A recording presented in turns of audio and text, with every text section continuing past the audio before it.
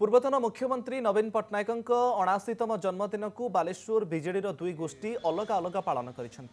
चर्चा बढ़ी। पूर्वतन विधायक स्वरूप दास और समर्थक झाड़ेश्वर मंदिर में पूजार्चना कर बीजेडी सुप्रीमों दीर्घायु कामना कर एक रक्तदान कार्यक्रम करपटे पूर्वतन सांसद रवींद्र जेना और समर्थक अलगा नवीन पट्टनायक जन्मदिन पालन कर अंध मूक बधिर पिला सहित बीजेडी सुप्रीमों जन्मदिन पालन कर देशवासी को ये अवसर में गोटे वार्ता दबा चाहूँगी जे क्षमतार थांतु कि न थांतु माननीय नवीन बाबू सबु बेले ओडिशा लोकंकर सेवा कथा कहिसंती एवं आज भी विरोधी दल नेता हिसाब से सी लोकंकर विकास चिंता सबु बेले सर्व आगरे करती एवं आमको मध्य से निर्देश से देइचंती जो थरे आमे सबु प्रत्येक दिन लोकंक पाखरे रहूचु। बाबा झाड़ेश्वर पाखरे आज सकाळे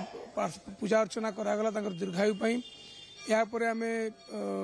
रानीपाटना स्थित अंधमुख बधिर स्कूल आम दिव्यांग पिला सहित आम आज सहित छेनापोड़ काटिलु पिला माने उद्देश्य छेनापोड़ काटिले मनर जो खुशी थिला से सब्यस्त करथला जे प्रिय मुख्यमंत्री समस्त पूर्वतन मुख्यमंत्री केते लोक माने भल पाती। पूर्वतन मुख्यमंत्री नवीन पट्टनायक 79तम जन्मदिन को बालेश्वर बीजेडी दुई गोष्ठी अलग अलग पालन कर चर्चा बढ़ी। पूर्वतन विधायक स्वरूप दास और समर्थक झाड़ेश्वर मंदिर में पूजार्चना कर बीजेडी सुप्रीमों दीर्घायु कामना कर एक रक्तदान कार्यक्रम करपटे पूर्वतन सांसद रवींद्र जेना और समर्थक अलगा नवीन पट्टनायक जन्मदिन पालन कर अंध मूक बधिर पिला सहित बीजेडी सुप्रीमों जन्मदिन पालन कर देशवासी को ये अवसर में गोटे वार्ता दबा चाहूँगी जे क्षमतार थांतु कि न थांतु माननीय नवीन बाबू सबु बेले